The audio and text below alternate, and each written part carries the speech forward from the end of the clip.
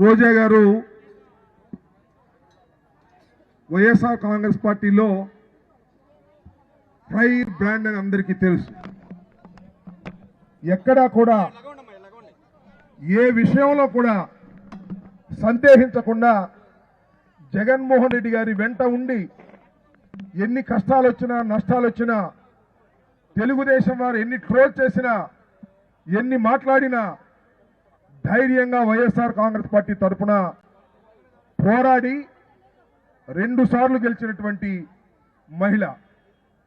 కేవలం 67 సీట్లు గెలిస్తే, నేను సత్తెనపల్లిలో ఓడిపోయినప్పుడు, ఇక్కడ మన గుంటూరులో ఓడిపోయినప్పుడు ఆ 67 మందిలో గెలిచి శాసనసభ్యురాలుగా శాసనసభలో ప్రవేశించినటువంటి మహిళ.